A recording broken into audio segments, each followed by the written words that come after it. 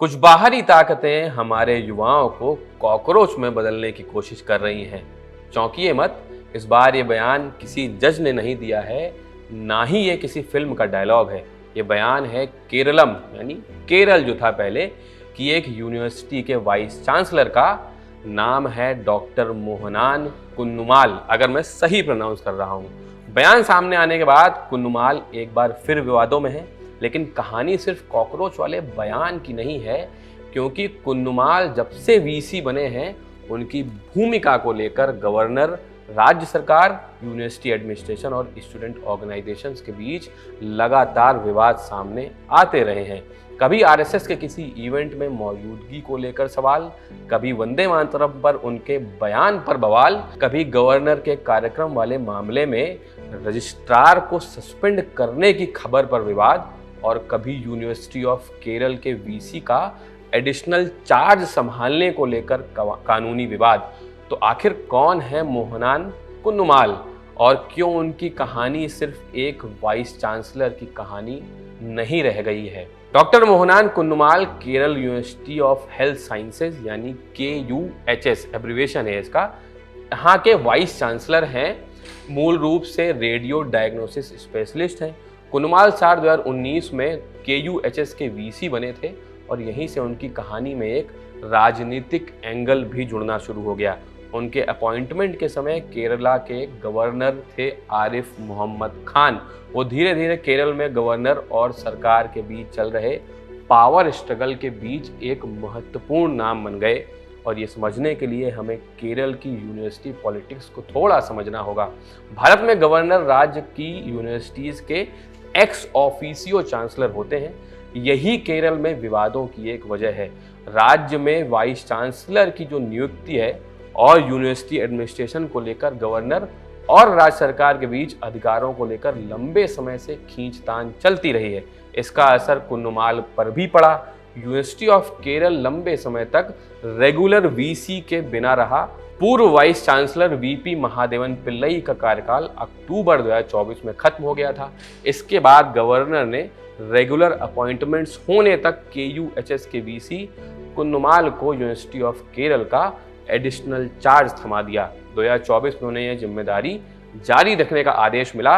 ये मामला कोर्ट भी पहुंचा। केरल हाई कोर्ट ने 2025 में इस इंटरिम अरेंजमेंट को चुनौती देने वाली याचिका को खारिज कर दिया। कोर्ट ने कुन्नुमाल के खिलाफ उठाए गए एज, PhD और सीनियरिटी से जुड़े ऑब्जेक्शंस को माना नहीं, स्वीकार नहीं किया। यानी लीगल कंट्रोवर्सी जरूर हुई, लेकिन कोर्ट ने इंटरिम अरेंजमेंट को इनवैलिड नहीं माना। अब आते हैं उस कंट्रोवर्सी पर जिसने कुन्नुमाल की भूमिका को और ज़्यादा पॉलिटिकल बना दिया। 2025 में केरल यूनिवर्सिटी में एक कार्यक्रम हुआ जिसमें गवर्नर राजेंद्र विश्वनाथ अरलेकर मौजूद थे। कार्यक्रम में भारत माता की एक तस्वीर लगी थी जिसमें भगवा झंडा दिखाई दे रहा था। स्टूडेंट्स के कुछ ग्रुप ने इस पर आपत्ति जताई। यूनिवर्सिटी के रजिस्ट्रार KS अनिल कुमार ने कार्यक्रम की परमिशन को लेकर तुरंत कड़ा कदम उठाया और इवेंट ही कैंसिल कर दिया। मीडिया रिपोर्ट्स के मुताबिक गवर्नर उस वक्त स्टेज पर ही मौजूद थे। इसके बाद कुन्नुमाल ने एक्शन लेते हुए रजिस्ट्रार को सस्पेंड कर दिया। उन पर आरोप लगाया गया कि रजिस्ट्रार ने गवर्नर की मौजूदगी वाले कार्यक्रम में व्यवधान पैदा किया था। इस एक्शन पर केरल सरकार और स्टूडेंट ऑर्गेनाइजेशंस की तरफ से तीखी प्रतिक्रिया आई। हायर एजुकेशन मिनिस्टर ने कुन्नुमाल पर पावर्स के मिसयूज का आरोप लगाया, लेकिन कुन्नुमाल की तरफ से कार्रवाई को नियमों के उल्लंघन के खिलाफ कदम बताया गया। यानी मामला सिर्फ एक रजिस्ट्रार के सस्पेंशन का नहीं था। इस सवाल बन गया था कि यूनिवर्सिटी में आखिरी अथॉरिटी किसकी है, वाइस चांसलर की, सिंडिकेट की, राज्य सरकार की या चांसलर यानी गवर्नर की। कुन्नुमाल को लेकर दूसरा बड़ा विवाद उनके RSS इवेंट्स में मौजूदगी को लेकर रहा है। 2026 में RSS जुड़े कार्यक्रम में उनकी मौजूदगी को लेकर केरल की राजनीति में फिर बहस शुरू हुई। जून 2026 आया, कुन्नुमाल का नाम उन 3 स्टेट फंडेड यूनिवर्सिटीज़ के वाइस चांसलर की लिस्ट में था जो तिरुवनंतपुरम में RSS मुखिया मोहन भागवत के कार्यक्रम में सामने की रो में मौजूद थे। इस पर कांग्रेस की राज्य सरकार और CPIM दोनों की तरफ से तीखे रिएक्शन आए। आलोचकों ने सवाल उठाया कि एक पब्लिक यूनिवर्सिटी के वाइस चांसलर को ऐसे पॉलिटिकल या आइडियोलॉजिकल कार्यक्रमों से कितनी दूरी रखनी चाहिए। हालांकि कुन्नुमाल ने अपने ऊपर लगाए जा रहे सभी आरोपों को खारिज किया। और फिर आया वंदे मातरम वाला विवाद। अगस्त 2026 में कुन्नुमाल आरएसएस के एक यूथ इवेंट में पहुंचे। वहां उन्होंने कहा कि जो लोग वंदे मातरम कहने का विरोध करते हैं वो अपनी मां को नहीं जानते।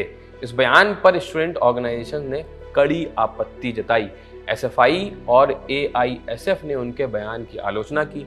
कुन्नुमाल ने बाद में कहा कि उनकी बात को कॉन्टेक्स्ट के बाहर लिया गया। उनका कहना था कि उन्होंने मां का रेफरेंस मदरलैंड के संदर्भ में किया था। ये विवाद अभी खत्म भी नहीं हुआ था कि कुन्नुमाल का एक और बयान वायरल हो गया। एक कार्यक्रम में कॉम्पिटिटिव एग्जाम्स में सफल छात्रों को वो सम्मानित करने पहुंचे थे।